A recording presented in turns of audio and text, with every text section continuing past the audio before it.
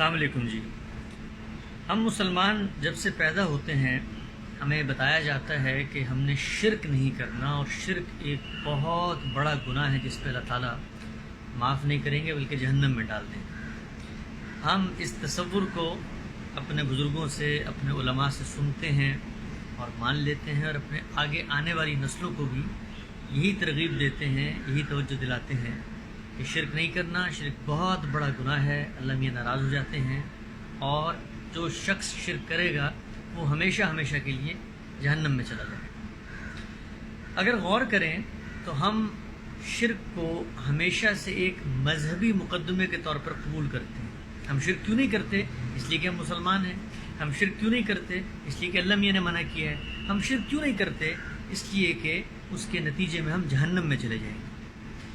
لیکن ہمارے استاد جناب جاوید احمد غامدی صاحب نے اس شرک کی پوری اورینٹیشن ہی کو تبدیل کر دیا ہے۔ یعنی شرک تو شرک ہی ہے۔ شرک کیا چیز ہے؟ شرک یہ ہے کہ ہم کسی شخص کو خدا کی ذات سے جانیں، یا خدا کو اس کی ذات سے جانیں، یا کسی شخص کو خلق میں یعنی پیدا کرنے میں، کریشن میں خدا کا ساجی یا مددگار یا سبارڈینیٹ سمجھیں، یا خلق کی تدابیر میں پیدا کرنے کے بعد مخلوقات کے جو معاملے ہیں اس کے اندر کسی کو خدا کا ساجی یا سبارڈینیٹ یا شریک یا مددگار سمجھیں۔ یہ شرک ہے۔ شرک کی تعریف بالکل متعین اور واضح ہے۔ لیکن غامدی صاحب نے اس کی جو اورینٹیشن تھی، یعنی یہ پہلے ایک مذہبی مقدمے کے طور پر منوایا جاتا تھا، لوگوں کو اس پر قائل کیا جاتا تھا۔ اور یہ یاد رکھیں، جس وقت ہم کہتے ہیں کوئی مقدمہ مذہبی مقدمہ بنتا ہے تو اس کے لیے ضروری ہے کہ پہلے آپ اس مذہب کو اپنائیں، اس مذہب کو قبول کریں۔ جب آپ اس مذہب کو قبول کریں گے تو پھر آپ کے اوپر یہ بندش رکھی جا سکتی ہے کہ اب آپ نے شرک نہیں کرنا۔ سوال وہاں بھی پیدا ہوگا کہ کیوں نہیں کرنا؟ اللہ میاں نے منع کر دیا ہے، صرف اس لیے نہیں کرنا یا منع کرنے کی کوئی وجہ بھی ہے؟ تو غامدی صاحب نے اس پورے کانسیپٹ کی اورینٹیشن کو تبدیل کر دیا، اور انہوں نے اپنی کتاب میزان میں اس بات کو کہ شرک کیا چیز ہے، شرک کیوں نہیں کیا جائے گا، اس کو مذہبی بحث سے بالکل الگ کر کے اخلاقی بحث کے اندر زیر بحث لائے۔ یعنی یہ اخلاقی مسئلہ انہوں نے بنا دیا۔ کیسے بنا دیا اخلاقی مسئلہ؟ اخلاقی مسئلہ انہوں نے اس کو ایسے بنایا ہے کہ وہ یہ کہتے ہیں کہ شرک کیا ہے؟ شرک اللہ تعالیٰ کے بارے میں ایک دعویٰ کرنا ہے، اللہ تعالیٰ کے بارے میں ایک کلیم کرنا ہے۔ یہ کلیم اللہ کے بارے میں ہم کرتے ہیں تو شرک بن جاتا ہے۔ بندوں کے بارے میں اگر یہ کلیم کیا جائے، مثلا میں اگر کسی شخص کے بارے میں بولوں کہ بھائی ایک شخص کی کوئی پراپرٹی ہے، اور میں یہ کہتا ہوں کہ یہ پراپرٹی صرف اس کی نہیں ہے، اس کے ساتھ ایک دوسرا آدمی بھی اس کی پراپرٹی کا اونر ہے اور اس کے ساتھ شریک ہے، اور در حقیقت وہ نہ ہو، تو اس کو عرف عام میں کیا کہا جائے گا؟ اس کو عرف عام میں اگر میں نے جانتے بوجھتے یہ کام کیا ہے تو جھوٹ کہا جائے گا، کہ میں نے کسی کے بارے میں جھوٹ بولا ہے۔ تو جھوٹ ایک ایسی چیز ہے جو عالمگیر بد اخلاقی کہلاتی ہے۔ یعنی جھوٹ کے بارے میں کوئی دو رائے نہیں ہو سکتی کہ وہ بد اخلاقی ہے، وہ کسی کی حق تلفی ہے، کیونکہ جب آپ جھوٹ بولتے ہیں تو کسی کے اوپر یا تو مال کے لحاظ سے، یا اس کی آبرو کے لحاظ سے، یا جان کے بارے میں کوئی خدشہ قائم کر رہے ہوتے ہیں۔ تو جھوٹ ایک عالمگیر برائی ہے۔ غامدی صاحب نے کہا کہ جب یہ بندوں کے بارے میں جھوٹ بولا جاتا ہے اور یہ عالمگیر یونیورسل برائی سمجھی جاتی ہے، تو خدا کے بارے میں جب جھوٹ بولا جائے گا تو یہ کیوں نہیں بد اخلاقی کنسیڈر ہوگی؟ یعنی کوئی میرے بارے میں جھوٹ بولے تو میں کہوں گا بہت بڑی بد اخلاقی ہے، لیکن آپ خدا کے بارے میں یہ بات کرتے ہیں کہ فلاں خدا کا شریک ہے، فلاں نے خدا کے ساتھ تدابیر خلق امور میں یہ مدد فراہم کی ہے، تو اس کا دعویٰ تو خدا نے کرنا تھا کہ میرا کون ساجی ہے، میرا کون شریک ہے، میرا کون سبارڈینیٹ ہے۔ خدا نے تو ایسا کچھ نہیں کہا۔ تو اگر آپ خدا کے بہاف پر، خدا کے نام پر کوئی دعویٰ کرتے ہیں تو یہ افتراء علی اللہ ہے، اللہ پر جھوٹ باندھنا ہے، اور جھوٹ ایک عالمگیر بد اخلاقی، عالمگیر برائی ہے۔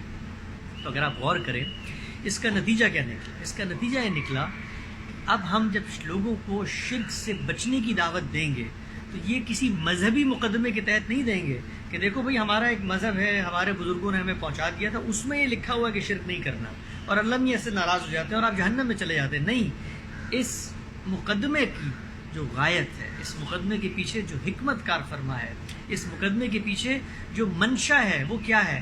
وہ یہ کہ یہ بد اخلاقی ہے، نری بد اخلاقی ہے۔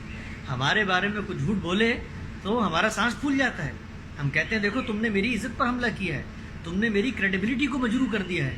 لیکن یہی معاملہ خدا کے بارے میں ہو تو ہم اس کو ایز ایک عقیدے کے، ایز ایک مذہبی مقدمے کے، ایز ایک بلیف کے پیش کرتے ہیں۔ ہمیں اپنی نسلوں کو اگر شرک سے دور رکھنا ہے، ان کو یہ بتانا چاہیے کہ دیکھو شرک جو ہے وہ بد اخلاقی ہے، وہ جھوٹ ہے، اور جھوٹ دنیا میں کسی معاملے میں نہیں بولنا چاہیے، چاہے جائے کہ خدا کے معاملے میں بولا جائے۔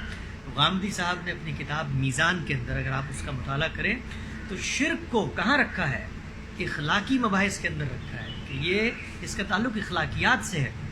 اور ایک بہت نقطے کی بات وہ یہ ہے کہ جس وقت آپ اس کی اورینٹیشن کو تبدیل کرتے ہیں تو آپ کا مخاطب پوری دنیا کا ہر وہ فرد بن جاتا ہے جو اخلاقیات کو مانتا ہے، جو اس بات کو مانتا ہے کہ جھوٹ نہیں بولنا چاہیے۔ اب آپ اس سے برابری کی سطح پر یہ آرگومنٹ کر سکتے ہیں، اس سے گفتگو کر سکتے ہیں، مکالمہ کر کے اس کو قائل کر سکتے ہیں کہ دیکھو میں تمہیں کسی توہم کی طرف، کسی بلیف کی طرف، کسی مذہبی مقدمے کی طرف نہیں بلا رہا، بلکہ میں تمہیں ایک عالمگیر اخلاقی اصول ہے اس کی طرف بلا رہا ہوں۔ تم اگر یہ کہتے ہو کہ سیدنا مسیح خدا کے بیٹے ہیں تو اس کا دعویٰ خدا نے کرنا ہے، تم نے نہیں کرنا۔ تم اگر کہتے ہو کہ وشنو اور شیوا جو ہیں وہ خدا کے ساجی ہیں، سب آرڈینیٹس ہیں، اور تدابیر امور خلق میں وہ خدا کے مددگار ہیں، تو اس کا دعویٰ خدا نے کرنا ہے، تم نے نہیں کرنا۔ یہ جھوٹ ہے۔